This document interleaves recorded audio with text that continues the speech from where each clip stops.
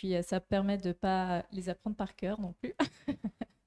Donc voilà, on va découvrir ce que sont les influenceurs et qu'est-ce que ça veut dire aussi.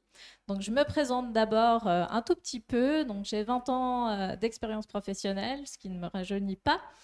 Je suis sur Facebook depuis qu'on peut y être, je crois, en tout cas en Suisse. Donc depuis 2010 et sur Instagram depuis 2011. J'ai voué une passion pour les réseaux sociaux dès le départ et puis j'ai décidé de prendre ce virage où il n'y avait pas encore d'études pour se spécialiser là-dedans. Donc j'ai appris sur le tas via des boulots dans des agences et puis aussi sur mon temps libre, on va dire.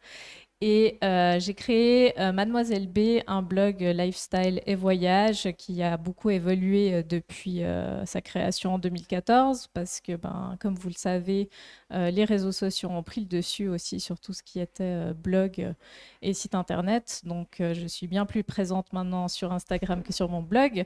Mais tout ça est encore bien actif. Et puis, suite à cela, en devenant influenceuse et aussi blogueuse, j'ai découvert toutes les facettes de la blogosphère et du monde de l'influence. Et puis, j'ai décidé de créer un label, non pas pour pointer du doigt ceux qui faisaient mauvais usage de l'influence, mais pour mettre en avant ceux qui méritaient de l'être de manière authentique. Donc, j'ai fondé Real Influence, qui est un répertoire d'influenceurs authentiques locaux, parce que je prétends pas être internationale encore, mais pour l'instant déjà en Suisse il y a de quoi faire. Et puis voilà, j'ai décidé de quitter mon travail où j'ai été justement community manager et responsable de stratégie digitale aussi au sein du 20 minutes pour me dédier complètement à toutes ces tâches-là en tant qu'influenceuse et en tant que gestion d'influence. Voilà. Donc,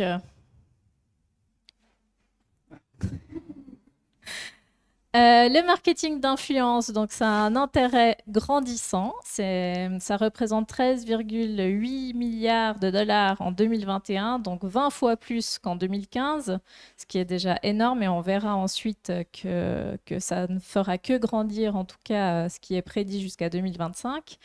Que les réseaux sociaux constituent la première activité sur Internet. Il n'y a qu'à voir à notre consommation personnelle. Je pense que les applications qu'on utilise le plus sont certainement celles de Monsieur Zuckerberg. Et TikTok aussi, évidemment. Ensuite, on a 61% des consommateurs qui interagissent avec un influenceur. Asseyez-vous seulement.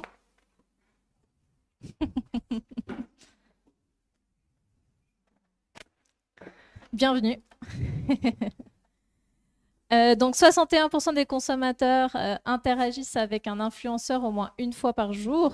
Donc je ne sais pas de nouveau encore votre ressenti là-dessus, votre consommation personnelle et puis aussi en tant que les influenceurs qui sont ici, si vous êtes souvent sollicités par message ou autre, mais en principe on échange quand même pas mal avec notre communauté. 94% des consommateurs ont déjà fait un achat suite à la recommandation des influenceurs. Et puis, je suis influenceuse, mais je suis aussi consommatrice. Donc oui, j'ai déjà été influencée par d'autres influenceurs. L'influence marketing est la méthode d'acquisition la plus rentable. Elle génère 11 fois plus de retour sur investissement que la publicité conventionnelle traditionnelle. Sébastien, peut-être que tu pourras me challenger là-dessus. Donc voilà, pour moi, c'est les nouveaux canaux de communication, entre autres, en plus de la publicité traditionnelle. Et puis, donc ça a un impact puissant grâce au lien de confiance communauté-influenceur. Forcément, on suit une personne parce qu'on partage ses valeurs. Donc peut-être ce qu'elle met en avant va faire qu'on aura plus confiance que plutôt une simple affiche qu'on croise dans la rue, par exemple. un centre d'intérêt ciblé, une visibilité instantanée grâce aux réseaux sociaux. On n'a pas besoin de passer à travers, quoique maintenant, des fois, suivant avec qui on fait affaire, on doit faire pas mal de validations, mais quand même, c'est un circuit qui est plus court que les médias traditionnels où il y a beaucoup de validations, de bons à tirer, et puis qu'au final, il nous faut 6 mois, voire une année pour des fois sortir quelque chose. Un prix très compétitif, donc ça aussi, même la publicité sur les réseaux sociaux, on peut avoir un budget très petit, on n'a pas besoin d'avoir de gros budgets annuels, donc ça, on va aussi des différents influenceurs, on fixe tous nos tarifs, on verra aussi juste dans quelques slides par rapport à la tarification, est-ce que c'est bien ou pas bien de rémunérer un influenceur. Un prix donc compétitif par rapport aux médias traditionnels, des statistiques précises, donc on voit vraiment le retour sur investissement parce que grâce aux réseaux sociaux, ça se développe aussi de plus en plus. On a des statistiques qui sont très détaillées et on sait vraiment combien ça nous a rapporté, si ça a cliqué, si les produits ont été vendus, le code promo a été utilisé, etc. Un processus de production accéléré, ça rejoint le point que j'ai cité avant, et des retours sur investissement suite aux campagnes. Voilà. Donc, qu'est-ce qu'un influenceur? C'est tout simplement un leader d'opinion qui influence sa communauté par son contenu, son expertise, son statut, sa position, son exposition médiatique, sa personnalité, ainsi que son mode de vie. Je pense que, ne serait-ce qu'ici, il y a déjà différents types d'influenceurs. Donc, il y en a qui sont devenus par leur personnalité, d'autres parce qu'ils ont obtenu une visibilité, soit sur les réseaux, soit à la télévision ou sur d'autres plateformes que Instagram. Il y a YouTube aussi, évidemment. Donc, c'est un influenceur, il est considéré comme une source d'inspiration et qui a une audience qui est vraiment, qui lui est dédiée. Moi, j'aime bien les appeler les couteaux suisses, les influenceurs, parce que ils sont plein de ressources. On est souvent, on est fort en montage vidéo, en retouche photo, on sait rédiger des textes, on est flexible et puis voilà, on a plein de cordes à notre arc. Et ça, c'est une aubaine aussi pour toute personne, pour toutes les petites entreprises qui sont locales et qui souhaitent faire peut-être de la publicité mais qui n'ont pas des budgets énormes à allouer. Il y a toujours des choses sympathiques qu'on puisse faire comme deal avec des influenceurs aussi. La rémunération, on ose rarement en parler, mais c'est un point qui est quand même clé dans l'influence. Donc, comment ça se passe? Il y a la team pour, il y a la team contre. Est-ce qu'on paye un influenceur ou pas? Donc, pour, oui, l'influenceur, il se sent valorisé, il fait du travail, donc c'est légitime qu'il reçoive quelque chose en retour. Il y a un contrat qui peut être établi en principe. Il y a un contenu qui peut être validé et puis il y a un résultat qui peut être évalué. Mais souvent, quand on dit on a un partenariat rémunéré, ça veut dire que peut-être le partenariat, il n'est pas authentique parce qu'on est influencé par le cachet et du coup, on va dire que oui, tout est bien, tout est incroyable, alors que non, ça ne se passe pas forcément comme ça quand on fait appel à des influenceurs authentiques. Juste si tu arrives à revenir. Des fois, ce sont des montants qu'on paye qui sont un peu trop élevés. Donc là aussi, il faut un juste milieu. Il faut évaluer le travail qui est mis en avant. Et puis, il faut aussi on est contre parce qu'on ne veut pas rémunérer parce qu'on ne sait pas quel retour ça va nous faire. Mais j'ai envie de dire, quand on fait un spot télé ou un spot pub dans un journal, on nous vend un certain nombre d'exemplaires ou de vues à la télé. Mais est-ce que vraiment, quand on prend un journal, on regarde que les publicités? Pas forcément. Donc voilà, le retour sur investissement, comme je le disais avant, il peut être bien plus précis aussi avec le marketing d'influence. Donc pour moi, oui, un influenceur doit être rémunéré ou en tout cas doit avoir une contrepartie équivalente au travail fourni. Mais cette tarification, je ne vais pas vous dire un influenceur, il doit gagner tant, parce que ça dépend de tous les points qui sont listés ici. Ça veut dire, ça dépend sur quelle plateforme il va créer du contenu, combien de temps ça va lui prendre, la taille de l'influence et de l'audience qu'il a, si cette communauté elle est authentique. Son taux d'engagement, dans quelle catégorie il se trouve, le format de contenu, est-ce que c'est une vidéo de 2 heures qu'on lui demande et puis il doit être à la pointe du cervin pour le faire, ou s'il peut faire ça chez lui en 30 secondes. Voilà, tous ces critères rentrent en compte pour tarifer un service. Quelques petits exemples que j'ai trouvés en baladant sur Internet. Donc, vous voyez que là, les tarifs datent de 2019, donc c'est déjà du passé, tout ça. Mais c'est pour vous donner une idée, en 2019, combien on estimait certains supports de contenu sur les réseaux.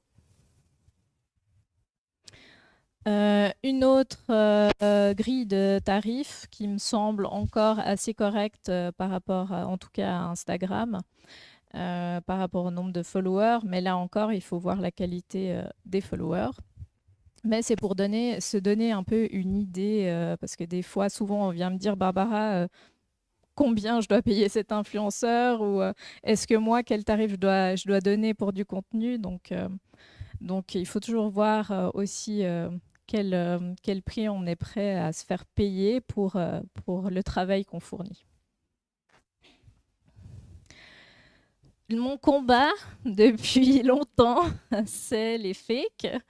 Donc les fakes, pourquoi fake? Parce que, ben voilà, comme je l'ai dit, quand je suis devenue blogueuse et influenceuse, j'ai eu aussi toutes les facettes, j'ai vu toutes les facettes de ce monde de l'influence. Et puis, ben, j'ai aussi vu plein de gens qui faisaient pas ce travail ou cette activité pour les bonnes raisons, qui ont gonflé leur audience, pour qui tous les produits et services sont fous et incroyables, et il faut citer leur mérite. Donc, à un moment donné, on se perd là-dedans, et puis ça dévalorise les influenceurs.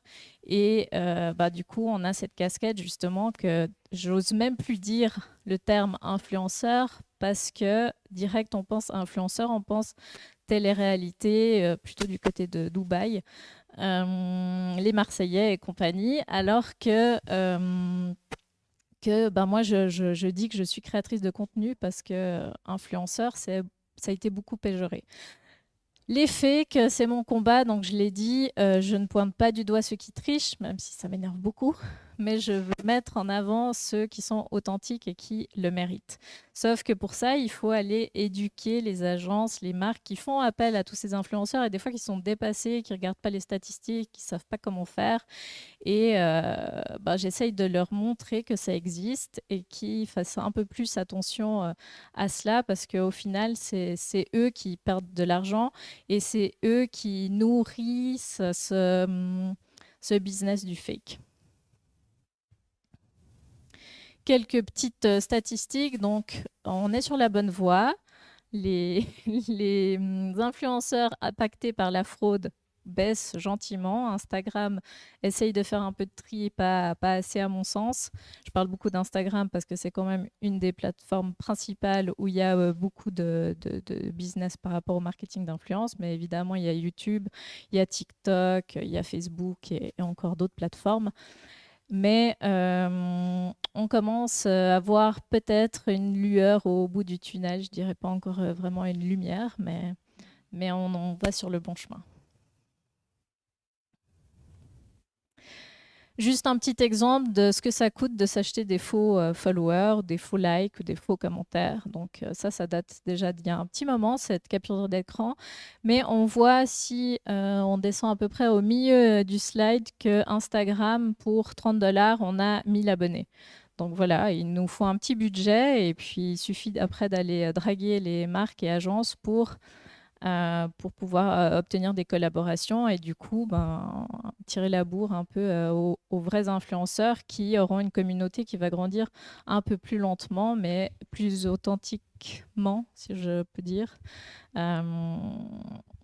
par rapport aux faux. Donc, il y a des petits checks qui peuvent être faits, la qualité de l'audience, la qualité des commentaires et du contenu, le taux d'engagement des posts, le nombre d'abonnés par rapport au nombre d'abonnements, la pertinence du contenu, l'évolution des followers et des comptes auxquels on est abonné. Et puis, ben, c'est évidemment regarder les statistiques parce que c'est bien beau d'avoir 1 million de followers ou je ne sais quoi, mais si vous visez localement une région et qu'en fait la majorité des abonnés de cette personne se retrouvent à l'autre bout de la terre, ben vous allez juste perdre votre argent parce que ça va pas, vous n'allez pas déclencher des ventes de votre produit, de votre service ou je ne sais quoi. Donc voilà, c'est des petits points à faire attention. Et c'est là que j'interviens en principe avec Real Influence pour essayer de vous aider à vous en sortir là-dedans. Une petite vidéo d'abord. Продвижению в чате. Смотрите, сколько у них телефонов есть, аккаунтов в чате, все управляется с единой системой. Они фолловят разные аккаунты, оставляют комментарии и говорят, что здесь очень малая часть у них. Comme des batteries de poulets, mais c'est des téléphones qui sont branchés et qui vont aller liker du contenu, interagir avec du contenu par rapport au compte qui verse de l'argent. Voilà à quoi ça ressemble. Donc voilà, moi, Real Influence, j'ai créé ce label pour mettre en avant les personnes authentiques locales qui sont parmi nous déjà ce soir. Et puis, essayer d'éduquer et d'accompagner toutes les agences et marques qui veulent utiliser leur budget marketing communication de la bonne manière en faisant appel aux bons influenceurs et puis en les accompagnant vraiment et en leur expliquant comment ça se passe. Voilà. Oui. J'ai une petite question pour toi, Barbara, de l'audience en ligne. On a quelqu'un qui nous demande si une marque souhaite cibler une audience suisse, est-ce qu'il faut forcément ou est-ce qu'un influenceur qui est Tout dépend de ce qu'on veut mettre en avant. Si c'est le tourisme suisse pour les Français, c'est peut-être bien qu'un Français prenne la parole pour dire moi je suis allé en Suisse, c'était génial. Maintenant, si on veut mettre en avant quelque chose vraiment de local, je pense que moi, typiquement, j'ai une audience qui est très locale. Forcément, je vais plus toucher les entreprises et les marques qui sont autour de moi parce qu'elles veulent si leur objectif, évidemment, est de toucher cette cible-là. Après, ça dépend vraiment de la cible qu'on a. Mais je pense qu'en Suisse, ça fait sens de faire appel à des influenceurs suisses, quand même. Voilà, je ne sais pas s'il y a d'autres questions. Sinon, vous savez où me trouver, sous Mademoiselle B ou sous Real Influence. Et puis, à tout de suite.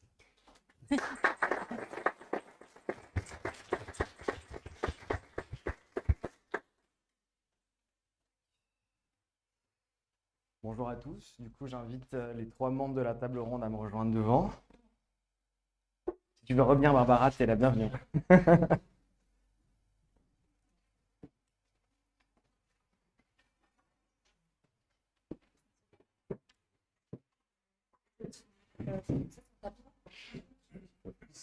Je vais m'écrouler pendant le temps. C'est une table, mais si ça peut faire le job. Tout le monde est équipé de son micro. Vous le passez? Super. L'idée, c'est pas forcément de revenir sur ce qu'est une campagne lifestyle, parce que je pense qu'on a une audience aujourd'hui qui est assez calée sur le sujet. Mais c'est de voir un petit peu comment des influenceurs hors lifestyle ou des influenceurs plus classiques peuvent justement servir des marques qui sortent des sentiers battus. En préambule, il y a une campagne que Trio a réalisée très récemment et d'ailleurs pour laquelle Barbara, tu étais ambassadrice 2022 pour le Vacherin fribourgeois AOP.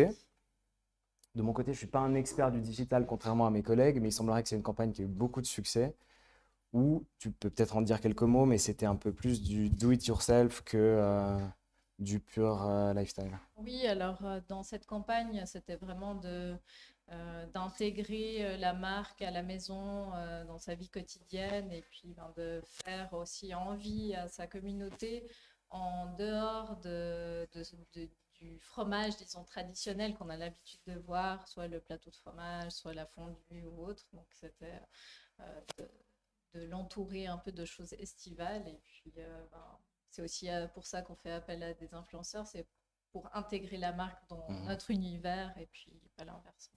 Et renforcer un peu le capital sympathie grâce à ton mari aussi. Du coup, je vais brièvement vous présenter. Donc, tout à notre gauche, Ludivine, qui est aussi connue sur le nom de Monica Devon. Tu as à peu près 7000 abonnés sur Instagram. C'est ce qu'on peut qualifier d'une micro-influenceuse, mais au bon sens du terme. J'espère. Ensuite, Émilie, donc du compte Instagram Les Petits Genevois. Tu as 15 000 abonnés. Et puis, si on devait utiliser un terme pour te qualifier, ce serait Instamom. Je ne sais pas si c'est quelque chose qui te correspond. Oui, ça va. Ça te va? Barbara, on t'a déjà entendu tout à l'heure. Et puis, Vincent, toi, tu es un peu hors concours puisque tu es vraiment spécialisé sur la sécurité informatique avec ton compte Les Patrons Résilients. Top. Et du coup, on a une petite slide par personne pour découvrir un petit peu vos univers et puis les campagnes dont on va parler tout à l'heure. Jean Lozano. Je suis maman, je travaille dans l'administration publique et depuis 4 ans, j'ai un blog où je parle de mes coups de gueule comme de mes coups de cœur. Oui, j'étais moi-même touchée pendant l'adolescence par la carence en fer. J'avais des chutes de cheveux assez conséquentes, le teint pâle et j'étais très fatiguée. Alors j'ai d'abord reçu un traitement par comprimé de fer. J'ai pas été régulière dans la prise, donc la carence s'est aggravée. On m'a fait une perfusion de fer qui a changé ma vie. De ne surtout pas attendre parce que la carence s'aggrave et le problème c'est que le corps s'habitue et occulte les symptômes. Suis ton instinct, donc check ton fer.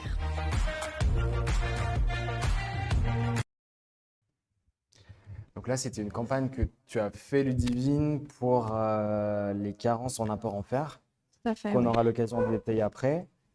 Là, on va découvrir le profil de Émilie, sauf erreur, avec notamment une campagne pour la sécurité routière que tu as fait avec un assureur l'année dernière. Et puis le dernier, Vincent, tu vas nous montrer un petit peu tes talents d'expert en informatique. Force. Voici en temps réel une démonstration de cette attaque sur un fichier zip. On va commencer par retrouver un mot de passe du dictionnaire. Je vous ai dit dans une précédente vidéo qu'un mot de passe du dictionnaire c'était moins d'1 seconde. J'ai pris le mot de passe construction qui fait 12 caractères. Regarde, je lance. Et voilà, moins d'1 seconde, c'était retrouvé. Ça a été instantané. Je lance maintenant l'attaque sur mon deuxième fichier, toujours en temps réel. J'ai mis un mot de passe de 7 caractères aléatoires, soit 78 milliards de possibilités. Je vous rappelle qu'un PC standard peut tester 5 millions de combinaisons par seconde. J'ai mis le mot de passe DYJ887K. Ça prend un peu plus de temps. Il teste une à une toutes les combinaisons possibles, en commençant par A, B, C, D, etc. avec des chiffres et des lettres minuscules dans mon cas. Là, on voit toutes les combinaisons qu'il est en train de tester, à 16 millions de tests par seconde. C'est fait en 21 secondes et je n'ai utilisé que des outils gratuits que l'on retrouve sur internet facilement. Et voilà pourquoi ton mot de passe doit être d'au moins 9 caractères, avec des chiffres, des lettres majuscules, minuscules et au moins un caractère spécial. Parce que sinon... Sinon, on n'aura pas la réponse. Peut-être. En fait, tout Tu veux nous faire la suite? Non, Vas-y. non, c'est pas ça, mais les shorts sur YouTube ou sur TikTok, etc., ils tournent en boucle. Ok. Donc, parce que sinon, je vais craquer ton mot de passe en 20 secondes et puis voilà, ça retourne. C'est un petit peu le. Ok. La chute. Ok.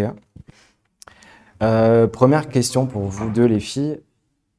Vous avez donc du coup travaillé sur ces campagnes qui sortent du pur cadre lifestyle. Est-ce que du coup, vos audiences, elles ont réagi différemment? Est-ce qu'elles étaient plus réactives, plus engagées parce qu'elles ont l'habitude de vous entendre sur des sujets ou est-ce que ça n'a pas spécialement impacté les retours? Alors, moi, j'avais l'habitude à l'époque de très diversifier mes collaborations. Mais ça, c'était une collaboration qui était très ciblée sur les femmes. Donc oui, j'ai eu énormément d'échanges parce que c'est un problème qui est courant et pas assez sensibilisé pour moi. Donc là, oui, il y a eu beaucoup de... Mais sur la vidéo aussi, mais surtout en message privé. Il y a eu beaucoup d'échanges.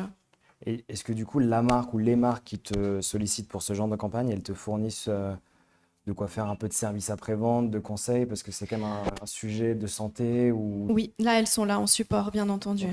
Oui, oui. Donc tu as un lien direct avec eux Oui. et puis c'est pas toi qui t'improvise Ah non, surtout pas. Et je le doctoresse. ferai pas, non. Ok. Et peut-être que toi, tu veux nous dire un mot justement sur cette campagne de sécurité routière qui est assez inhabituelle sur les réseaux sociaux. Comment est-ce qu'on t'a contacté? Comment est-ce que les choses se sont passées? Est-ce que du coup, tu as dû te mettre toi-même en scène ou... En fait, c'était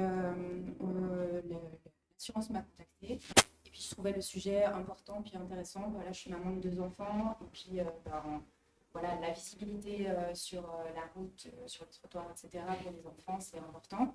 Donc j'étais touchée par le sujet et puis en fait, il s'est passé un accident. Alors que j'avais déjà dit que j'allais participer à la campagne. Et puis en fait, ma plus petite fille s'est fait renverser par un vélo. Du coup, la campagne, elle a pris un autre tournant pour moi parce que c'est devenu vraiment personnel avec voilà, quelque chose que je n'avais pas imaginé. Et puis du coup, ça m'a encore plus touchée et c'était encore plus un sujet qui me tenait à cœur. Donc oui, il y a eu des réactions, mais qui étaient aussi liées au truc de... Bah, vous voyez, ça arrive pour de vrai, c'est pas juste une C'est pas une assurance petite qui mise fait en sa scène promotion, ou... ouais. c'est quelque chose auquel il faut faire attention. Et ça, l'incident que toi, tu avais connu avec ta famille, tu l'avais communiqué avant ou c'était vraiment un pur concours de circonstances? Non, c'était un... Et en plus, c'est vrai que alors, chaque maman fait comme elle veut. Voilà.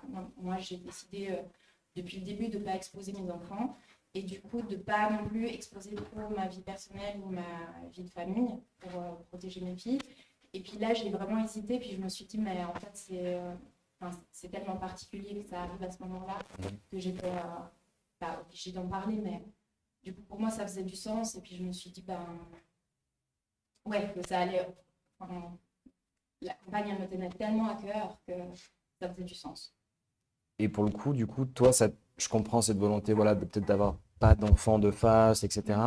Mais le fait de parler de ton histoire, de ce qui s'est passé, il n'y a pas de problème de ton côté d'associer ta propre histoire et un truc assez tragique avec un partenariat rémunéré. Non, alors, bon, après, je ne suis pas rentrée dans les détails non plus. Et puis c'est pas que ma fille, elle était à l'hôpital. Enfin, c'était pas un truc aussi horrible que ça. Mais oui, c'était pas que... Voilà, je racontais pas, puis je rentrais pas dans les détails non plus. Donc, quelque part, c'est un incident qui peut arriver à n'importe qui. Et puis là, ça me gênait pas d'en parler. Ok. Et de ton côté, est-ce que tu as eu l'impression que l'annonceur, que la marque qui t'a approché, t'a sélectionné spécifiquement parce que tu avais connu une carence par le passé ou est-ce que c'était par pur hasard parce que ton profil correspondait à certains critères? Non, alors c'était un critère. Okay. C'était un critère pour que la marque voulait que ce soit authentique et c'était vraiment une campagne de prévention. Voilà. Et est-ce que, autre question toujours sur le même sujet, il y a un certain risque d'une certaine manière à sortir des sujets classiques, la beauté, la mode, la déco, le voyage, etc. Est-ce que c'est une petite prise de risque d'une certaine manière de se dire bon bah je vais tenter pour voir comment ça se passe ou est-ce que vous vous dites bon bah ça passe ou ça casse et puis au final Alors je vais répondre de mon côté pas du tout parce que c'est ça que j'aime sur les réseaux sociaux. Moi je le fais à la base pour partager. Chaque collaboration est faite parce qu'elle me touche et parce qu'elle me donne envie. Hein. J'en vis pas, donc j'ai cette chance-là. Et donc le check ton fer, c'était vraiment quelque chose qui me tenait à cœur et qui me faisait plaisir. C'était un besoin pour moi de partager ça. C'est un sujet important et j'aimerais être plus souvent sollicitée dans ce genre de cas. Alors la même chose que Ludivine, en fait, comme j'en vis pas non plus à 100%. Voilà, c'est vraiment des choix et puis là c'était pas vraiment une prise de risque parce que ça faisait du sens de parler prévention routière chez les enfants alors que j'ai un compte voilà pour les familles et non, j'étais plutôt même fière de cette campagne parce que si ça pouvait avoir un impact sur une seule famille c'est plutôt positif. C'est toujours ça. Ouais. Tu voulais rajouter quelque chose, Moi, Barbara? je voulais aussi juste rajouter parce que j'ai aussi participé à une campagne pour les votations où là, c'est clairement prendre un risque parce que alors le but, c'était pas voter ça parce que moi je vote ça, mais c'était vraiment pour plus donner moi mon avis parce que ça me tenait à cœur. Et puis, ben, je pense qu'on le fait aussi parce qu'on partage de notre quotidien, on est des gens comme tous les autres. Et puis, ben, des fois, on a une communauté qui nous suit, mais elle nous suit parce que, comme je l'ai dit avant, on a des valeurs communes. Et du coup, ben, c'est de s'adresser à ce groupe. On peut ne pas être tous du même avis, mais ça va au-delà de ben, j'ai testé un shampoing, il est cool, voilà. C'est les valeurs de la vie, c'est les choses, les votations, ben, peut-être moins sexy, mais ça nous, enfin, on suit Ça son nous vote. concerne Et tous, puis, ouais. ben, c'est bien de sensibiliser les gens qu'on peut. Enfin, moi, en tout cas, je le voulais sur certains sujets et de dire, ne serait-ce que ben, vous avez le choix, vous votez ce que vous voulez, mais votez. Donc, euh, donc voilà, c'est aussi nous donner cette parole-là, puis ben, des fois, on ose la saisir, Mhm. cette opportunité ou pas, mais ben, oui, ça peut être à double tranchant. Après, ben, moi, j'étais prête à prendre ce risque en me disant, est-ce que je vais avoir des commentaires négatifs parce qu'il y en a qui prennent un parti plutôt que l'autre. Et au final, ça a été très, très bienveillant. Donc, je suis contente d'avoir pu exposer mon Ton avis et point de faire vue. cette campagne-là. Ouais. Et l'une comme l'autre, vous semblez être assez ouverte justement à vous diversifier, à recevoir d'autres propositions, etc. C'est vrai que l'audience ici, elle est assez influenceur. Ceux qui sont en ligne sont plus du côté des communicants. Donc forcément qu'il y a plein de gens qui ont des idées ou qui auraient envie de vous proposer des choses. Est-ce que vous écoutez toutes les propositions, tous les arguments, vous prenez le temps de faire le point, ou est-ce qu'il y a vraiment des secteurs d'activité où vous dites, ouf, là non, c'est un no-go absolu? Ben, je ne sais pas si je réponds pour tout le monde, mais je pense qu'on est assez ouverte à divers sujets et variés.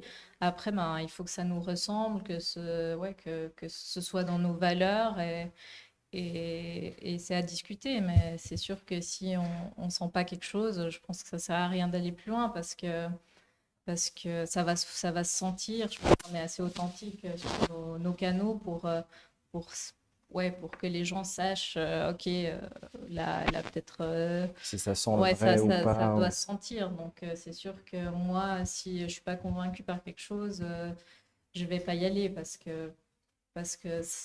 je vais pas réussir à produire quelque chose qui me plaira. Donc, forcément, les autres risquent de le voir. Et pour rebondir là-dessus, c'est justement là que c'est risqué pour nous, c'est d'accepter quelque chose peut-être parce que financièrement c'est intéressant ou que c'est un gros projet qui ne nous correspond pas vraiment parce que notre communauté, en tout cas pour ma part qui est une petite communauté, les gens me connaissent très bien, ils me suivent de près, donc ils le sentent tout de suite quand c'est quelque chose qui ne me correspond Mhm. pas. Des fois j'y suis allée parce que ça me semblait me convenir, puis au final je me perdais. Là, ça s'est ressenti et c'est là qu'est le risque. Pas de prendre quelque chose d'inhabituel où on va Mhm. pouvoir s'investir, mais plutôt de le faire pour le faire, si je puis dire. Est-ce qu'il y a différents niveaux d'implication? Peut-être que certaines se diraient, tiens, bon, je suis pas forcément convaincu, mais je lui fais 2 stories parce que j'ai de bons contacts avec l'agence ou avec l'annonceur, ou est-ce que vous êtes ferme vraiment sur le sujet? Alors pourquoi pas dans ce cas-là? C'est des choses. Non, mais dans le sens, je parle pas forcément. Attention, on parle pas de forcément rémunéré ou pas rémunéré, Mhm. mais si c'est pour soutenir quelqu'un, parce que ça sort un petit peu, c'est encore différent quand on fait 2 stories que quand on doit faire 3 posts par mois ou autre. Il y a plusieurs niveaux, Ouais. effectivement. Et une question pour toi, Vincent. Toi, tu as vraiment un profil d'expert dans la cybersécurité, tu as une forte dimension de conseil. Est-ce que de ton côté, le jour où une marque t'approche pour une campagne et du coup un partenariat, forcément tu perds un peu de ton indépendance? Est-ce que c'est quelque chose qui te travaille ou auquel tu as déjà pensé, ou tu as l'impression que tu pourrais faire la part des choses en t'associant avec une marque qui forcément attend à ce que tu vendes leurs produits?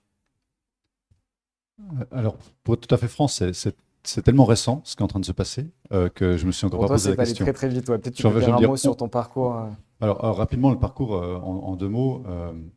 On a ouvert une chaîne, donc on est 2 derrière cette chaîne. On est consultant en résilience des organisations, tout ce qui est analyse des risques, gestion de crise, gestion de la continuité, avec une forte composante cybersécurité. Et il y a 2 ans, pendant le Covid, on avait commencé la chaîne YouTube en essayant de faire des vidéos d'explication pour les patrons, mais derrière notre marque, donc le nom de l'entreprise. Et puis l'objectif, c'était de fournir du contenu pertinent pour les patrons. Et au mois d'août de cette année, donc il y a 2 mois, juste 2 mois, là, on avait encore 230 abonnés sur YouTube, donc il n'y avait vraiment rien, quoi. Et là, on s'est lancé dans un défi de Marketing Mania, Stan Leloup, qui proposait de faire 30 vidéos en 30 jours, donc une vidéo par jour, un short, donc moins de 60 secondes, sur YouTube, Instagram et TikTok. Et l'objectif, c'était d'atteindre 100 000 vues cumulées en 30 jours. Et là, on est à plus de 4 millions de vues. C'est un truc de dingue.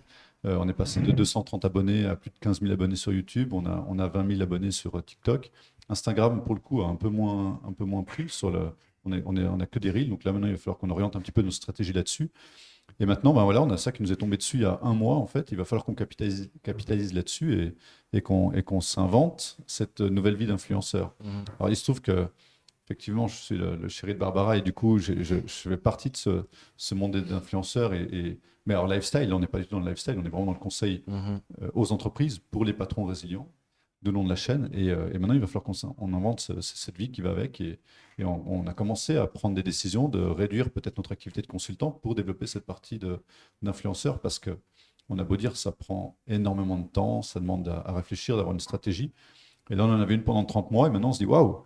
Le résultat, il est 100 fois plus élevé que ce qu'on avait imaginé. Et maintenant, il va falloir qu'on fasse quelque chose là-dessus. C'est juste pour l'histoire. Maintenant, pour répondre à ta question sur si on veut travailler avec une marque, alors je sais notamment qu'il y a par exemple des marques dans le VPN, etc., qui ont eu des campagnes assez agressives auprès des influenceurs. Est-ce que je suis convaincu qu'on doit tous utiliser un VPN à part pour télécharger du contenu illégalement? Je ne suis pas hyper convaincu. Donc, j'ai envie de dire, mais je pense que c'est la même chose qu'elle. Finalement, c'est étudier l'opportunité. Et puis, si nous, ça nous semble cohérent dans nos valeurs et dans ce qu'on peut proposer à notre communauté, c'est la première fois que j'emploie le terme ma communauté. Oui, ben c'est quelque chose, je pense qu'il va falloir l'étudier. Et puis, si c'est un avantage pour eux, le mettre en avant, évidemment. Ouais. Parce que tu disais, tu as dans l'idée de réduire un peu tes activités de conseil et que du coup développer l'influence. Il faut quand même que tu puisses rémunérer tout ça. Est-ce que tu as déjà une idée de comment associer conseil, indépendance, tu gardes ta crédibilité sur tous ces sujets hyper sérieux comme la cybersécurité en travaillant avec des annonceurs? Alors, en réalité, avant de travailler avant de travailler avec des annonceurs, on a notre activité de consultant pour des grosses boîtes, des institutions, des gouvernements, etc. Et ça, on va continuer à le faire. L'objectif, là, vraiment, le but des patrons résilients, c'est de toucher les patrons de PME, de toutes petites entreprises, de TPE, pardon, de petites entreprises, on va dire de l'indépendant à 50 personnes.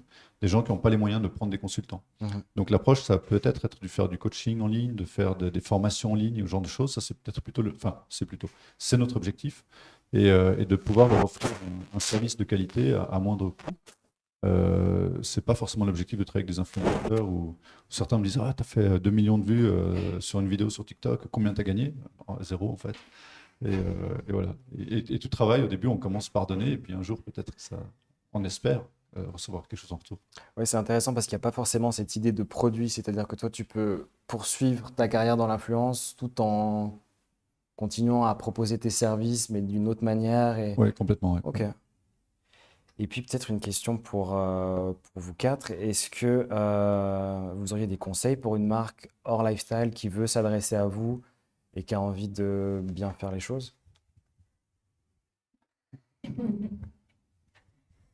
Alors, bien faire les choses, déjà, on évite les messages privés sur Instagram, s'il vous plaît. On a un bouton contacter avec notre adresse email. C'est toujours plus sympa de recevoir un email qu'un DM parce que ça se perd. Mais non, c'est de personnaliser un peu son contenu parce que au moins on voit que la personne a passé du temps sur notre profil, qu'elle s'identifie à notre compte, à ce qu'on partage. Et puis après, voilà, moi des fois je reçois des demandes pour des habits d'enfants. J'ai pas d'enfants, donc forcément ça c'est pas terrible. Mais voilà, de s'intéresser un minimum et puis d'essayer de nous proposer quelque chose qui soit dans nos cordes ou qu'on pense réalisable. Mais je pense qu'on est quand même assez facilement contactable. Enfin, on a le contact facile, on échange volontiers et ouais, un email suffit pour pour des fois, enfin, moi, j'ai plusieurs clients, marques, avec qui je suis devenue amie parce qu'il y a une relation qui se crée. Et puis, ben, on est souvent derrière nos écrans, mais comme aujourd'hui, c'est vraiment super de pouvoir se rencontrer parce que ben, on est quand même des êtres humains. Mhm. Et ben, c'est toujours le contact humain, il est toujours plus intéressant aussi que ce qu'on peut percevoir en ligne. Convient. Et donc, toi, tu encouragerais plutôt justement les marques qui sortent un peu des sentiers battus à faire appel à vous. Oui, Il n'y a ben, pas on l'a de... vu, on sait parler de sujets enfin, qui sont pas forcément toujours Mhm. très sexy. Maintenant, il faut que ça nous dégage une émotion. Enfin, on va dire, voilà, il faut qu'on soit touché par ça, que ça nous parle pour pouvoir en parler à notre communauté, qu'on y voie un intérêt personnel. Mais voilà, on est entouré de plein de sujets. On a des assurances maladie, enfin, il y a plein de choses qu'on traite sans forcément en parler parce que des fois, c'est typiquement sur Instagram, c'est pas forcément la première chose qu'on a envie de voir en ouvrant notre application, c'est notre assurance maladie, mais ben, des fois, ça peut rendre service. Moi, je sais que j'ai aidé beaucoup de gens Mm. en parlant de mes réseaux de téléphone parce que j'ai switché de l'un à l'autre et puis j'ai aidé beaucoup de gens dans la même situation que moi. Donc voilà, je pense qu'on peut parler vraiment de tout sur les réseaux. Du moment que c'est bien fait, ouais. Oui, alors, On a forcément. une question qui est arrivée sur le chat. On nous demande en fait, est-ce que c'est majoritairement les agences qui vous contactent ou est-ce que les clients, ils vont franco aussi? Oui, il y a de tout, hein. Il y a des agences. Alors moi, j'aurais plutôt tendance à dire que c'est plus les marques directement qui rémunèrent plus que les agences.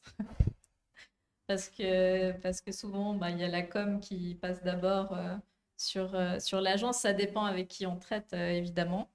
Trio, j'ai des très bons rapports.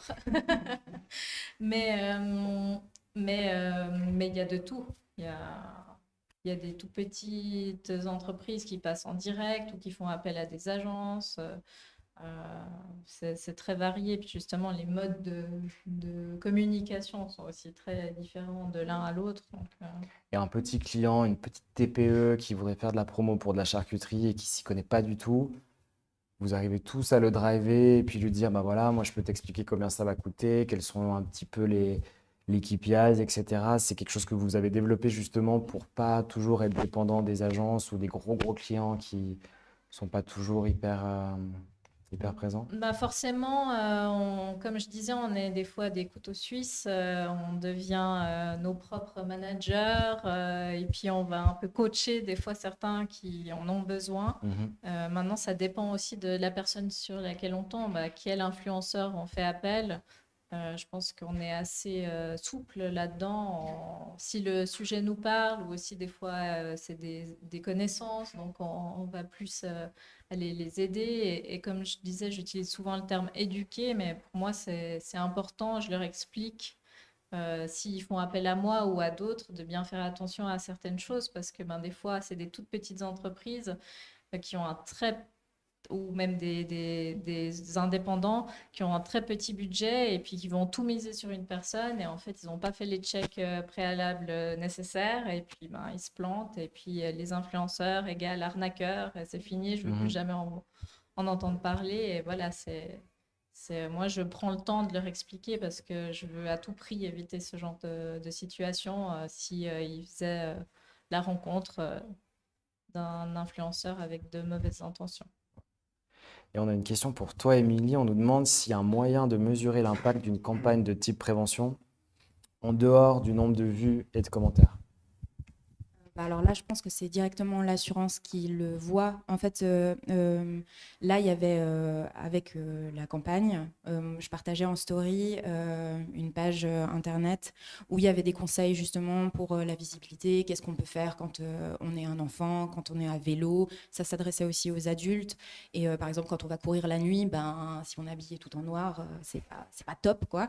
Et du coup, je pense que pour l'assurance, c'était les clics sur le lien internet où là, ils pouvaient voir si le message était passé ou pas. Mais sinon, de mon côté, moi, je pouvais voir juste le nombre de personnes qui avaient interagi. Comme Ludivine, c'est les gens qui viennent en message privé, qui partagent des expériences. C'est ça qui est aussi amusant avec les réseaux sociaux, c'est que nous, on partage beaucoup de choses, mais en échange, les gens partagent beaucoup de choses aussi avec nous. Ce qui n'est pas forcément évident pour le grand public. On a toujours l'impression que c'est vous qui Non. communiquez à fond et puis Oui, que les oui. gens like juste, quoi. Non, alors ils le font pas forcément en commentaire parce que c'est normal, c'est des choses qui sont privées, mais j'ai plein de gens qui viennent voilà, qui rebondissent sur certains de mes partages et puis qui me disent ah mais c'est marrant, il m'est arrivé la même chose ou ah ben justement on t'en parle, drôle de coïncidence, il m'est arrivé ça et c'est là aussi ça se mesure pas, mais c'est là où on voit que la campagne elle a eu un impact sur des personnes en tout cas. Et est-ce que vous quatre, les agences comme les clients, vous demandent beaucoup de faire des captures d'écran de vos résultats, de partager vos KPIs? Est-ce que, peut-être toi, tu as un avis là-dessus en tant que... Enfin, les deux, mais est-ce qu'il y a une bonne façon de faire? Est-ce qu'il faut tout partager? Ou est-ce qu'il y a un rapport de confiance qui s'installe ou... Je pense qu'à un moment donné, quand on est rémunéré pour ça, c'est normal de fournir des statistiques parce qu'on veut justement voir ce retour sur investissement. Quand on donne un budget pour quelque chose, on veut, ou des fois on doit donner à sa hiérarchie de dire ça nous a rapporté, oui, et on va recommencer. Mais des fois, on est rémunéré, on ne nous demande absolument rien, puis on se dit, OK, c'est peut-être pas très bien géré. Mais après, quand c'est pas rémunéré, voilà, c'est du travail qu'on doit faire quand même. Et à un moment donné, c'est comme je le disais avant dans les slides, les pour, les contre. On ne peut pas demander d'avoir tel et tel contenu, un contrat signé, des statistiques et tout, alors qu'on fait juste un échange comme ça. Et par rapport au travail fourni, ce ne sera pas à la même valeur, justement. Donc, il y a des avantages à ce que quand on nous rémunère, on puisse fournir ces statistiques. Mais je pense que c'est légitime et ça doit se faire si on veut bien faire son travail d'un côté comme de l'autre. De donner accès à ces statistiques, on n'a rien à cacher et c'est pour ça qu'on fait appel à nous aussi, c'est que on veut voir que ça a fonctionné. Il y a aussi des applications, des sites web où on peut donner les accès à une agence, par exemple, pour qu'elle puisse suivre certaines campagnes. Donc là, elles ont quasi plein accès sur nos statistiques. Et voilà, du moment qu'on laisse faire, on s'engage à une grande transparence. Et puis après, comme tu le disais, des fois, ça ne dépend pas de nous aussi. Instagram a un algorithme qui fait que suivant l'heure, suivant le nombre de followers, il y a plein de choses qui ne dépendent pas de nous. Et le fait, des fois, d'être transparent, le client ou l'agence peut voir que ça fluctue, peut voir à quel moment. Enfin voilà, pour moi, c'est une collaboration dans ce sens-là. C'est pas évident de donner accès, c'est pas évident de montrer ses statistiques parce que ça dépend pas que de nous. Mais si on veut, pour moi, une collaboration, en tout cas rémunérée, c'est une transparence qui, pour moi, est tout à fait normale. Et est-ce que ce monitoring un peu en temps réel pourrait permettre à une agence ou un client de du coup vous driver en disant, dis donc, là, mes ventes de fromage, elles ne décollent pas, tu manges tous les soirs du vacherin ou tu sors avec le sac Est-ce qu'il y a moyen de réorienter un peu la campagne si tout d'un coup ça décolle pas ou... Alors moi, je ne l'ai pas vécu, mais je pense que c'est plutôt quelque chose qui doit être préparé en amont. Et puis après, c'est pas toujours de notre ressort. On est sur quelque chose on n'est pas chez nous. Instagram, c'est pas à nous, c'est pas nous qui décidons. C'est un peu l'ambiguïté de ce métier, entre guillemets. Donc voilà. Je crois qu'on arrive au terme de la table ronde. Est-ce que vous aviez des questions dans la salle ou des précisions pour nos intervenants? Vincent, est-ce qu'en 2 mois sur les réseaux sociaux, vous avez déjà constaté des répercussions sur votre activité principale? Est-ce que plus de gens sont venus demander vos services? Alors, aujourd'hui, dans notre gamme de clientèle, et dans le métier qu'on fait, les processus de décision et de conversion sont extrêmement longs.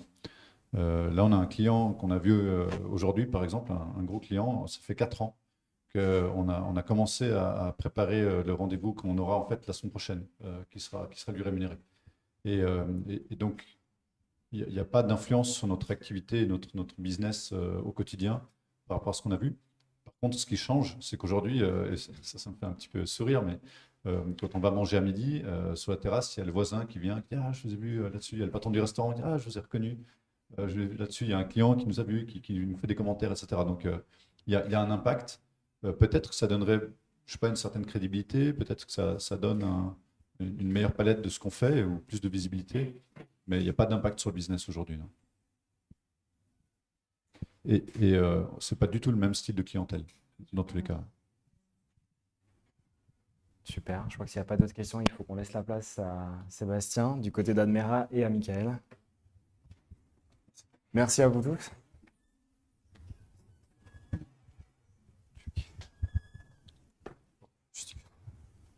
Voilà, on va profiter de ce petit intermède. Je vais essayer d'user de mon influence pour demander à Antoine. On n'avait pas prévu qu'on avait un invité qui faisait 2,50 m de haut. Voilà, donc il a tendance à utiliser. Désolé, juste un petit peu. Tu vas certainement trouver une chouette place ailleurs. Désolé. Commencer par éjecter un journaliste, c'est jamais très bien. Mais voilà, on était obligé de le faire. Merci beaucoup, Antoine.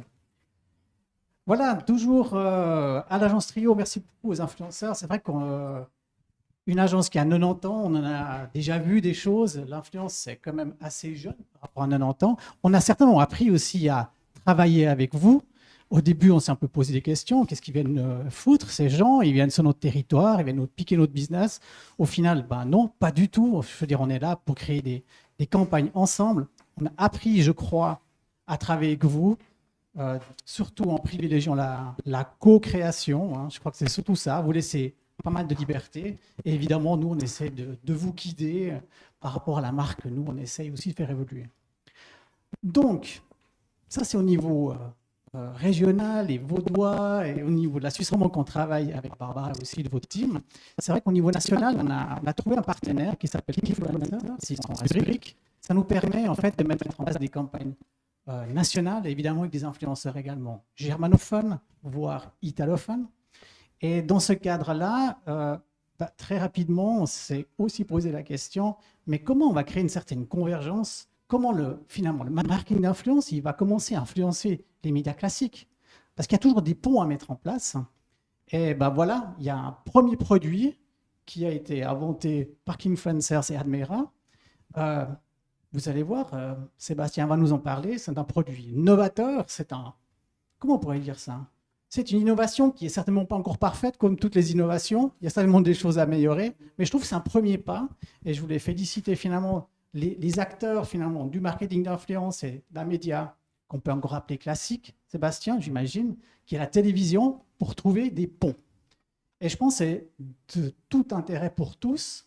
C'est aussi d'intérêt pour vous, les influenceurs, à ne pas oublier que si vos contenus peuvent être réutilisés sur des échelles plus grandes encore et sur des autres cibles, peut-être que aussi en termes de revenus ou en termes de visibilité, c'est quelque chose qui peut faire du bien à toute la branche, je l'imagine. Donc voilà, c'est un plaidoyer pour la communication intégrée que je vous fais là. Et je passe donc la parole à Sébastien pour nous expliquer, mais c'est quoi ce truc? Merci Mickaël, effectivement, belle introduction. Donc on va parler Influencer Spot. Donc on a choisi d'utiliser le terme anglais puisque voilà, Admera opère sur territoire national avec nos plus grands clients qui sont des clients nationaux. L'anglais s'est imposé assez spontanément. Donc Influencer Spot, eh bien ça, on peut dire que ça a la couleur du social media, ça a le goût du social media, mais ça n'est pas du social media, pour reprendre un vieux slogan d'une boisson que je ne citerai pas. Non, alors en fait, on est là sur un moyen, on va voir un exemple dès que j'ai terminé l'explicatif, mais on est là sur un nouveau moyen de prolonger une campagne de social media sur la télévision et ainsi de tirer profit d'une audience plus large. Donc on va voir ce que ça donne concrètement avec Ochsner Shoes. Donc le produit a moins de 3 mois, c'était mi-juillet, première diffusion. Alors on peut monter un peu le son. Lassen Sie sich von der neuen Sneaker-Kollektion inspirieren. Jetzt bei Ochsner Shoes. Voilà, donc bon, c'est assez rapide, il faudrait qu'on le revoie une deuxième fois, mais là on a vu un peu le principe. Donc on est sur un format, on va dire, qui va reprendre les codes des vidéos qu'on a par exemple sur TikTok ou des Reels Instagram, des stories, format vertical. On peut avoir de 1 à 3 vidéos qu'on va combiner dans un spot TV. Donc d'une durée maximum de 15 secondes. C'est un peu le seul critère, la seule contrainte, entre guillemets, pour l'instant. Et on peut ce produit donc le diffuser sur finalement l'ensemble de nos chaînes, des chaînes d'Admera qui sont quand même les chaînes du service public, RTS, SRF, RSI, et en Suisse romande le groupe TF1. En Suisse allemande, on a Suisse 1 et TRC, combinaison de chaînes régionales, qui est aussi partie prenante pour ces diffusions. Donc peut-être que je vais enchaîner, on va voir le prochain slide. Voilà, un slide assez rempli, mais pour résumer, on a réuni le monde du social media et de la télévision pour un impact maximum. Et comme l'a dit Mickaël, on peut réutiliser du contenu. Donc pour les entreprises, c'est intéressant aussi de maximiser le ROI pour finalement augmenter ce qu'on appelle la pénétration, toucher plus de monde, sans forcément refaire des créations propres à la télévision. Donc, next. On a ici quand même quelques chiffres, puisque l'avantage principal, c'est justement l'audience, la pénétration. On a 65% de la population qui regarde la télévision tous les jours, 3 heures par jour, donc c'est énorme. On a quelques petites différences en termes de région, où on voit que les Romands regardent un peu plus que les Suisses allemands, la télévision, et que les Tessinois regardent encore plus que les Romands, justement, la télévision. Plus on va vers l'Italie, plus on regarde longtemps ce média. Et on a effectivement, donc, via Admera, une forte proportion de la population suisse, à peu près 60%, qui finalement est touchée par la télévision. Donc voilà, on a aussi un chiffre ici tout à droite de 40% de part de marché en prime time. On peut, pour être plus précis, parler de 33% en Suisse allemande, 50% en Suisse romande. Suisse romande où on a la chance d'avoir, on va dire, le combo parfait entre RTS et TF1, avec parfois même pour le 19-30 une part de marché qui va jusqu'à 65%. Donc les Français nous envient quand on voit des tels scores de part de marché d'un 19-30, qui est quand même un rendez-vous très important pour beaucoup de romans. Sur le slide suivant, on peut voir effectivement au niveau de la création qu'on peut reprendre les différents codes qu'on utilise sur les réseaux sociaux. Ça peut être un QR code, ça peut être une indication de prix, le « enfin le nom de l'influenceur. Évidemment, le slogan, la marque, tout est possible finalement, tant qu'on reste dans le cadre, on va dire, juridique propre à la télévision, qui sont définis par l'Ofcom, ou si on parle de TF1, par exemple, sur de la loi française qui s'applique également, puisque le signal part de Paris, même pour des diffusions en Romandie. Donc, voilà pour ce qui est de la création. Ce qui est important aussi de dire, mis à part toute cette liste au niveau USP, j'aimerais revenir sur effectivement la pénétration, parce que c'est important, et la télévision est beaucoup regardée aussi par les jeunes. Il faut savoir qu'au niveau des 15-34 ans, on a une utilisation au moins occasionnelle de 70% de ces jeunes. Donc 70% des 15-34 regardent du contenu TV sur l'appareil TV. Et ça, c'est aussi un élément important. Je reviendrai après avec la notion de big screen. Donc, il est vrai que YouTube est devant la télévision jusqu'à 30 ans. Après, on voit la tranche 30-39 ans.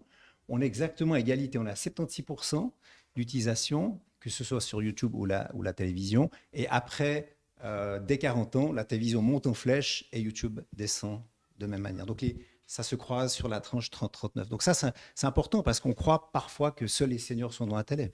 N'est-ce pas, Mickaël? Mais nous sommes peut-être les plus seniors de la salle, ou presque. Non, trêve de plaisanterie. J'aimerais parler également ici du big screen. La taille de l'écran joue un rôle pour l'impact publicitaire. En télévision, on sait, il y a pas mal d'études là-dessus, on sait que la grande majorité de la consommation TV se fait sur le grand écran, sur l'écran TV dans le salon, même si les autres devices commencent à venir, enfin, même si on regarde aussi, on a des Play RTS et autres plateformes pour voir ça sur le smartphone, la plupart des gens regardent vraiment de loin la télé sur le grand écran. Donc, on a plus d'impact. On a aussi ce qu'on appelle la position lean back. On est en arrière en position décontractée. Et là, il y a aussi d'autres études de ScreenForce qui nous montrent qu'on est plus attentif au contenu quand on est en arrière décontracté pour se détendre, par exemple, le soir, que si on est en position avancée, lean forward, par exemple, dans un métro à regarder son smartphone. Donc ça, c'est un élément qui est intéressant. Et on a pu calculer aussi les chances de perception. Alors ça, c'est une autre étude encore qui s'appelle Track the Success de ScreenForce de l'année dernière. On a pu calculer les chances de perception, donc l'attention portée à l'écran, avec des méthodes de eye tracking, ou multiplié par la couverture de la pub sur l'écran.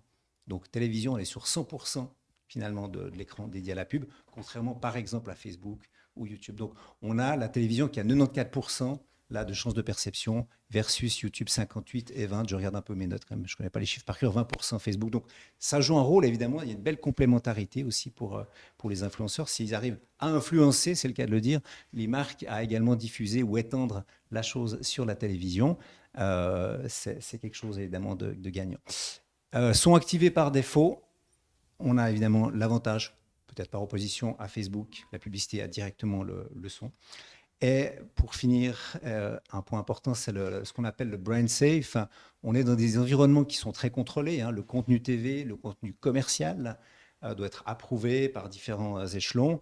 Et puis on est sur des marques reconnues, hein, RTS, TF1 par exemple, si on parle de la Romandie uniquement. On est voilà, sur des marques qui sont aussi très connues pour leur crédibilité et leur proximité. Donc je pense que c'est voilà, safe. Et puis je crois qu'il y a encore un dernier slide qui est plus, on va dire, pour la concrétisation, voilà, l'attention des blogueurs, des marques, des agences. On voit qu'on peut suivre un timing qui est assez soutenu. On l'a élaboré ensemble. Mais pour Admeras, on compte 5 à 7 jours, hein, validation, traitement par les chaînes. Il y a toute une sorte de logistique, on va dire, puisqu'on traite quand même pas mal de chaînes dans toutes sortes de créneaux horaires. Mais après, on voit un peu, voilà, depuis le briefing, ça peut être mis en place dans les 2 à 3 semaines si on est si on suit bien, on va dire, les différents deadlines. Mais voilà, c'est quelque chose qui est pas réservé aux marques globales, etc. On arrive avec des budgets tout à fait normaux. Donc, c'est le prix, important quand même, c'est le prix d'un spot normal. Hein. Il n'y a pas de supplément comme ça. Donc, pour une campagne standard, voilà, on a des prix tout à fait normaux. Et par contre, on conseille d'être en première position du bloc, où là, il y a un supplément de 30%, si on veut sortir du lot, 30% de supplément, ou en dernière position, 20% de supplément. Donc, pour ces spots d'influence, on conseille ceci, de le prendre. D'ailleurs, quelques KPI sur Ochsner Shoes. Ils avaient 26 diffusions avec, effectivement, première position 8 fois, dernière 13 fois, 7 spots en prime time. Et puis, voilà, je crois que ils étaient contents.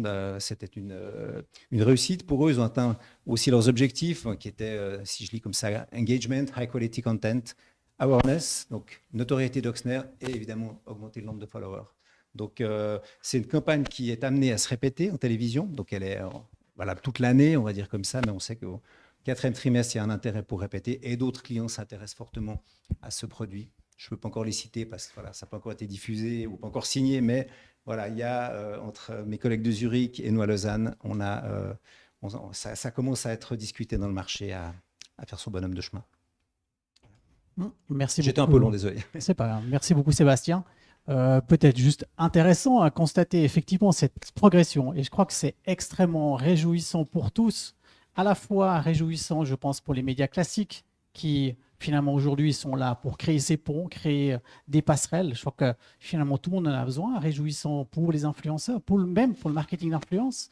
Parce que franchement, je pense qu'il y a des annonceurs qui vont réfléchir aussi différemment en commençant à voir du marketing d'influence à la télévision. Je pense qu'une certaine perception va changer aussi.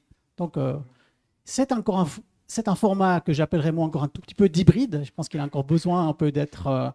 il doit encore trouver son public, peut-être sa forme. Vous avez vu qu'il y a un QR code, 15 secondes, il faut vite courir à la télévision. Voilà, et je pense qu'il y a encore des choses à faire. Mais on voit quand même cette envie aussi de créer l'interaction avec son public, liée à la fois à l'authenticité, la proximité que vous avez avec vos communautés, à une télévision qui n'a pas tout à fait les mêmes qualités, on va dire. Donc vraiment, prendre le meilleur du tout et faire des projets et des produits innovants. Donc voilà, je tenais à vous féliciter.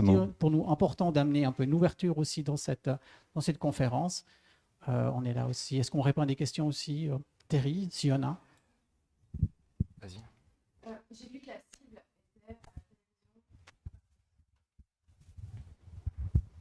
J'ai vu sur la slide précédente que la cible était à 45 ans, donc à partir de 40 ans, les gens regardent plutôt la télévision, c'est ça? Ouais, alors effectivement, Qu'est-ce que ça veut La slide a été faite effectivement comme ça, enfin chez Trio, mais peut-être pas spécialement sur cette campagne-là. Néanmoins, il est clair qu'on a, comment dirais-je, on a pour cette campagne-là une cible de base pour l'achat d'espace qui est très large, qui est de 15 à 59, qui est la cible de référence en télévision, où là on peut dire voilà, ça représente 2,3 millions de personnes en Suisse potentiellement, l'univers. Et après on peut dire on a atteint 13% de ce chiffre-là. Maintenant, des 45 plus, effectivement, c'est une bonne question, mais on a toutes sortes d'audiences, ça dépend des programmes. Là, évidemment, on a pu cibler des audiences qui étaient peut-être un peu plus féminines. J'ai demandé à mon collègue de Zurich qui a géré ceci avec Kingfluencers. On était pas mal sur l'Euro des dames, on était sur le Ladies Open, donc pas mal féminin, mais pas que. Pas que, il y avait aussi des sports voilà, plutôt masculins. Donc après, on prend le briefing du client et nous, on a les systèmes, les outils pour acheter l'audience en fonction. Okay. Donc voilà, si le client me dit ou nous dit, voilà, moi je veux toucher les 25-35, on le rentre dans le système et on va acheter les spots qui ont la meilleure affinité pour ça. Alors la suite de ma question, c'était, parce qu'on est plusieurs ici à être dans ce cas-là, est-ce que vous allez peut-être des fois solliciter des influenceuses de 40 ans et plus, justement pour certaines cibles? Parce que je trouve qu'en Suisse romande, on n'en voit pas encore assez. Et pourtant, on est là. Donc c'était, voilà, ça m'a fait réagir quand j'ai vu l'âge. Alors c'est pas nous qui sollicitons les influenceurs, les influenceuses. Là, on a une collaboration effectivement avec Kingfluencers, mais après, nous, on est le média. On va fournir l'outil, le produit, et après faire en sorte que tout se passe comme prévu, soit diffusé à l'heure prévue, le jour prévu, etc. Après, on n'a pas ce pouvoir entre guillemets, mais je pense que après la question s'adresse aussi aux agences. Merci, je crois que le passage de témoin est parfait. Est-ce qu'il y a des influenceurs plus âgés? Est-ce que ça existe, les seniors influenceurs? Je crois que la réponse va venir dans la prochaine étape. Merci. Merci.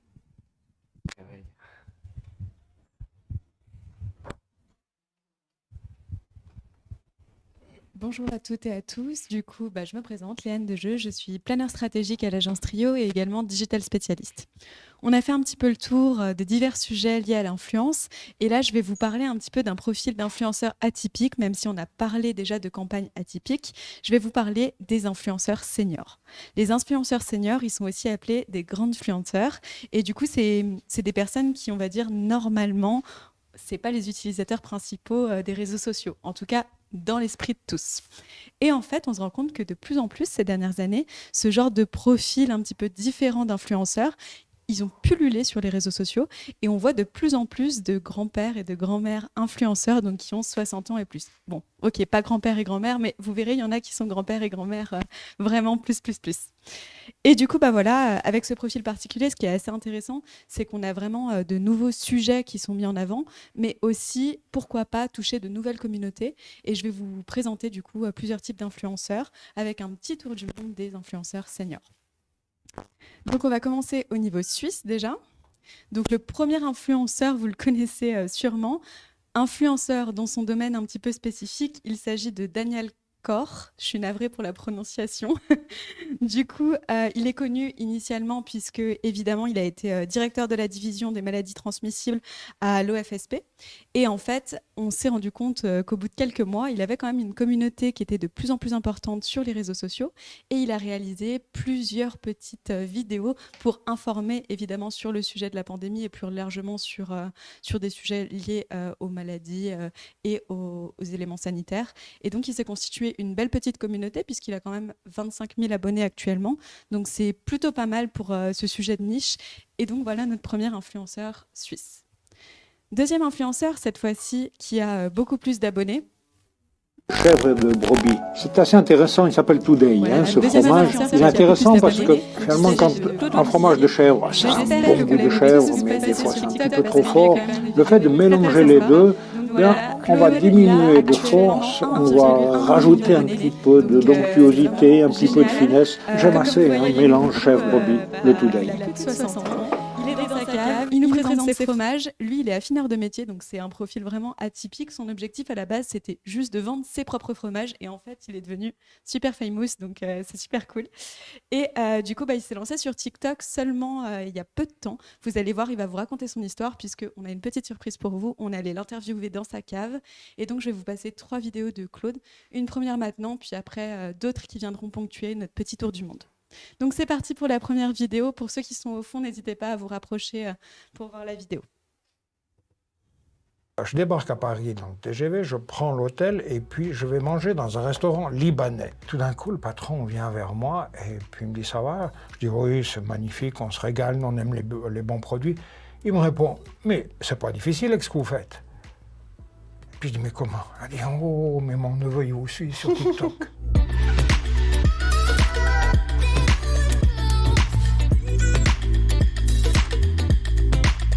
Alors, mon nom Claude Lusier, profession actuelle affineur de fromage. Et depuis une année, une autre de mes activités, c'est ma présence sur les réseaux sociaux avec TikTok. Un succès pas possible. On va, la semaine prochaine, franchir le cap du 1 million d'abonnés. Dites-nous en plus un petit peu sur votre lancement sur TikTok, d'où vient l'idée, comment ça s'est fait, quel est le process derrière tout ça? Au milieu de l'année passée, notre fils a intégré l'entreprise et puis il s'est dit il faut vraiment qu'on développe pour la communication ces réseaux sociaux. Et la petite sœur de sa compagne lui dit « Michel, tu dois être sur TikTok ». Et c'est comme ça que ça a commencé et puis tout de suite ça a eu du succès. Comment vous avez défini finalement un petit peu les lignes directrices de votre TikTok? Mon fils a commencé l'année passée. Le premier produit qu'il a lancé, c'est le calendrier de l'Avent. Les retours étaient magnifiques parce qu'il se disait, même si c'était un petit bout de fromage, chaque soir, il dégustait ça en famille, il regardait la vidéo. Avec ça, ils apprenaient sur le fromage en plus. Du coup, est-ce que vous aimez votre nouveau rôle d'influenceur aujourd'hui? Oui, ça me plaît beaucoup parce qu'on communique avec ça. C'est vraiment un beau moyen de communication. Et du coup, puisqu'on parle de votre communauté, quel est un petit peu le profil de votre communauté aujourd'hui? Quand on parle de TikTok, on dit que ce sont des jeunes. C'est en train de changer. Aujourd'hui, le profil, je dirais plus 25-35 ans.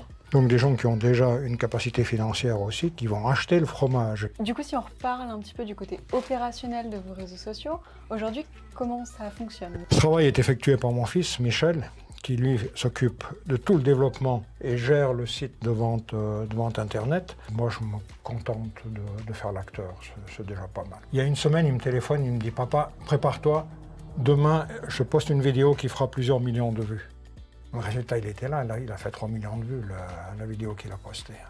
C'est plus simple de vendre des produits que vous appréciez que de faire du dropshipping. À la base, c'est un produit que j'adore, c'est un produit que j'affine. C'est mon produit dans le sens où j'ai été le chercher à l'alpage et puis maintenant je le chouchoute jusqu'au moment où on va le vendre. Donc c'est quand même plus facile d'en parler. Puis dans mon caractère, j'ai toujours cherché le bon produit, que ce soit dans les vins, que ce soit dans les fromages, dans les légumes et tout ça. Je cherche toujours le meilleur.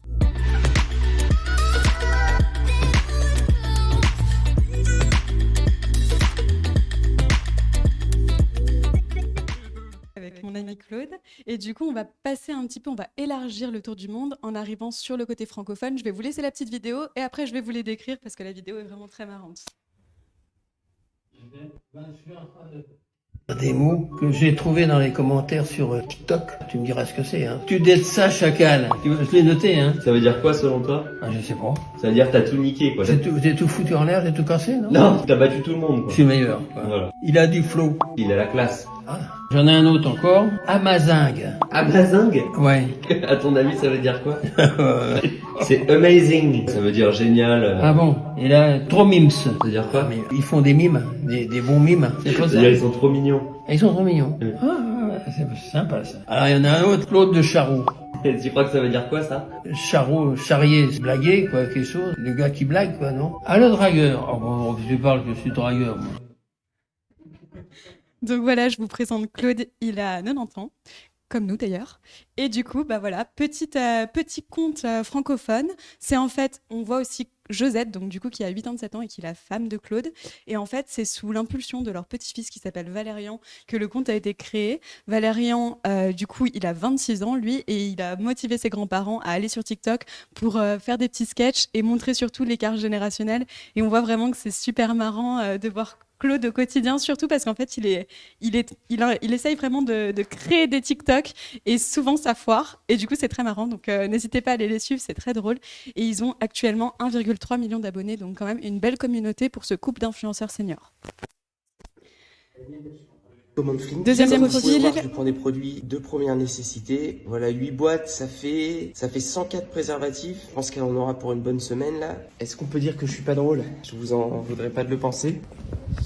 Merci beaucoup. Une belle communauté sur YouTube puisqu'il y a plus d'1 million d'abonnés.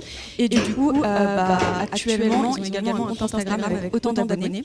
Je vais vous laisser découvrir la vidéo, puis je vous en parlerai un peu plus juste après. Chez Daniel, là je suis en train de lui faire une petite commande Flink. Comme vous pouvez voir, je lui prends des produits de première nécessité. Voilà, 8 boîtes, ça fait 104 préservatifs. Je pense qu'elle en aura pour une bonne semaine là. Est-ce qu'on peut dire que je suis pas drôle? Je vous en voudrais pas de le penser. Merci beaucoup.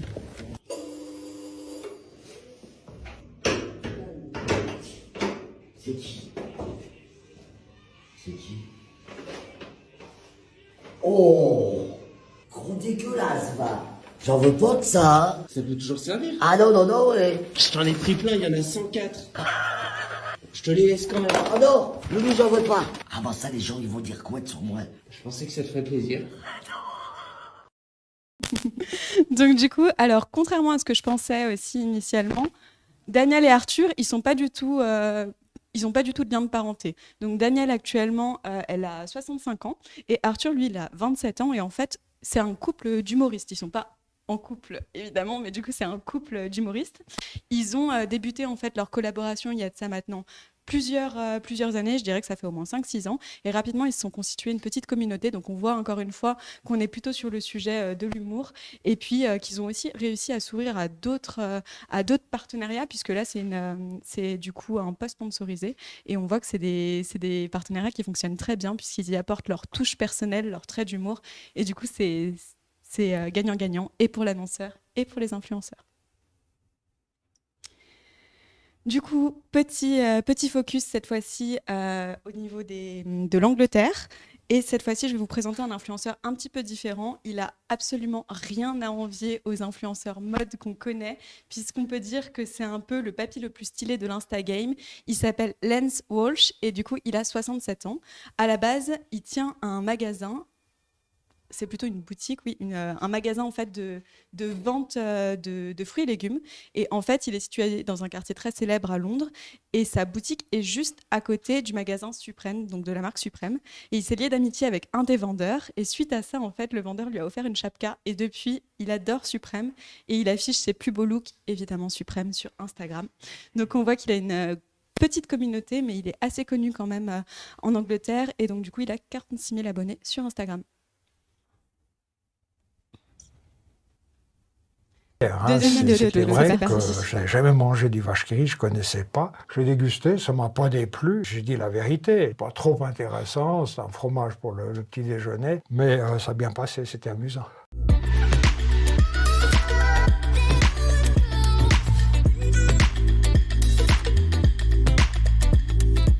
Est-ce qu'aujourd'hui, vous seriez intéressé à collaborer davantage avec des marques dans le cadre de votre profil d'influenceur fromager, j'ai envie de dire? Ouais. Alors ça, c'est l'étape suivante. Hein. Aujourd'hui, on se rend compte que nous, on met en avant un produit, c'est pour notre propre intérêt, c'est dans le but de la vente, mais on se rend compte aussi que le succès qu'on a sur TikTok, qu'on a sur tous ces réseaux sociaux, nous permettrait finalement de mettre en avant un produit, pas seulement pour nous, pour notre vente, mais pour l'interprofession du fromage qu'on est en train de défendre. Même si ce même produit, il sera toujours dans nos caves et affiné. Et j'ai vu par exemple que vous aviez une collaboration avec vos voisins là, qui sont juste à côté, Provins. Eux par exemple, est-ce qu'ils ont vu un boost de leur vente suite à la vidéo qu'il y avait avec vous? Ah, complètement. Ce qu'on fait, pas seulement Provins, mais avec tout chaque fois qu'on voit une box dans le mois, la box du mois, on va dans une cave. Je vais avec mes fromages qui sont prévus pour la box du mois, on cherche le vin qui va avec et on présente la cave. Okay. Donc là, c'est une collaboration avec la cave. Est-ce que vos collaborations actuellement, elles sont principalement en Suisse? On a commencé par la Suisse. Alors en Suisse, on a de très belles choses dans le milieu du fromage. Par contre, on n'a pas tout. C'est pour ça que je me tourne souvent vers la France, vers la Hollande. J'ai dans mes caves un Gouda qui a 30 mois d'affinage. Saule, Gouda, lait cru, fermier. Par contre, un fromage à raclette... C'est en Suisse qu'on les fait. J'irai même plus loin, c'est en Valais qu'on les fait. Actuellement, comment vous faites pour sélectionner un petit peu les partenaires avec lesquels vous acceptez de collaborer? Quels sont les critères finalement? Il faut que ça corresponde à ce que je recherche. Aujourd'hui, moi j'ai toujours cherché le meilleur. Je ne vais pas me mettre à faire de la promotion pour du moins bon. Donc c'est un critère qualitatif avant tout et ça le restera. Depuis que vous vous êtes lancé sur TikTok, est-ce que vous avez remarqué une augmentation dans vos ventes de fromage dans vos boutiques? Oui, terrible. Les réseaux sociaux ont boosté nos ventes. Ça doublait. Ok, d'accord. Voilà.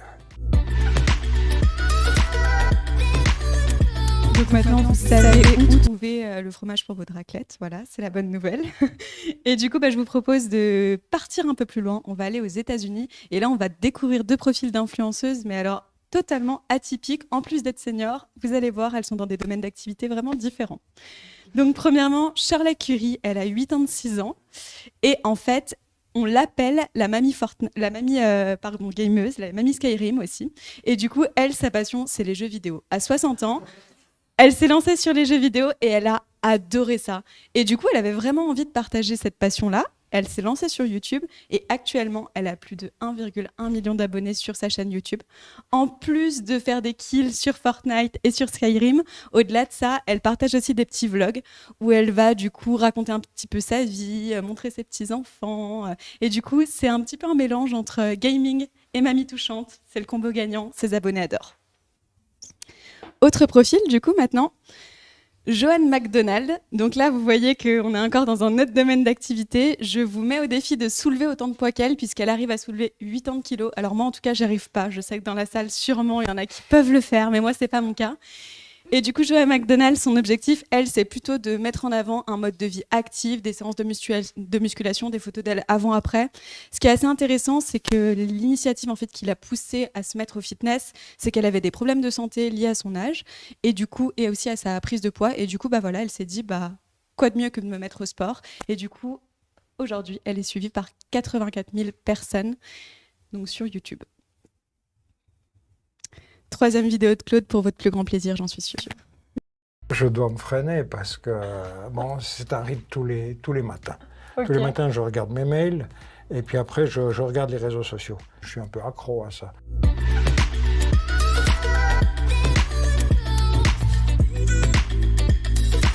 Du coup, je sais que vous êtes déjà présent sur quelques réseaux, vous allez nous en parler. Est-ce que votre volonté aujourd'hui, elle est de s'ouvrir à plus de réseaux ou bien qu'est-ce que vous avez en fait comme projet en tête pour demain actuellement? Alors, en réseaux sociaux, on est pas mal servi. On a TikTok, on a Instagram, on a YouTube. Après, aujourd'hui, on est en plein développement avec notre entreprise. On va prochainement ouvrir la France. Tout à l'heure, quand on a discuté un petit peu tous les deux, vous m'avez expliqué que vous étiez à la base dans l'hôtellerie et puis vous aviez un service de traiteur à côté, mais ça fonctionnait trop bien. Donc vous avez abandonné l'hôtellerie. Ensuite, c'est les fromages qui ont trop bien fonctionné. Donc vous avez abandonné le service de traiteur. Et aujourd'hui, Claude de demain, c'est le Claude TikToker? Alors, en premier, c'est la pré-retraite. J'ai l'âge d'abord. Et dans l'idée, c'est que prochainement, notre fils va reprendre l'entreprise et mon activité sera de faire l'acteur, de faire des films et surtout de voyager à travers l'Europe pour trouver des pépites, pour trouver les meilleurs fromages. C'est assez intéressant comme pré-retraite. Donc Claude le voyageur. Exactement. C'est pas mal. C'est bien. Donc si demain, on vous disait vous n'avez pas encore ouvert un TikTok et vous savez que ça va fonctionner, vous avez l'apprentissage de tout ça avec les côtés positifs comme négatifs, si je vous disais, est-ce que vous le referiez? Vous le referiez? On recommence demain, sans problème. Oui, d'autant plus ça se fait. Je vous ai dit, c'est professionnel, c'est un métier, mais on le fait facilement, sans trop se casser la tête. Mmh. Avec amour du produit avant tout. Oui. Du coup, dernière question, Claude. Aujourd'hui, si vous aviez un message à faire passer aux interprofessions pour vous sélectionner comme étant leur futur TikToker, qu'est-ce que vous leur diriez? Alors, la chose que je vais dire, c'est que depuis tout temps, je défends le meilleur produit. J'affine des pépites dans ma cave.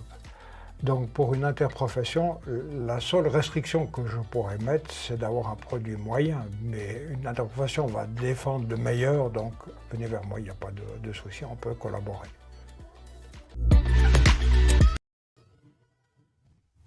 Voilà, c'était tout. J'espère que vous avez eu plaisir à découvrir ce petit tour des influenceurs. Ce que je voudrais vous dire surtout, c'est qu'aujourd'hui, les réseaux sociaux, ils sont beaucoup jugés parce qu'ils sont censés promulguer plutôt des stéréotypes de beauté, ils sont censés être superficiels. Mais avec ce type d'influenceurs-là, vous pouvez vous rendre compte qu'on est vraiment dans un autre modèle et que ça nous permet aussi de promouvoir une autre forme d'influence et de mettre en avant d'autres thématiques, de toucher d'autres publics. Donc ça, c'est extrêmement intéressant.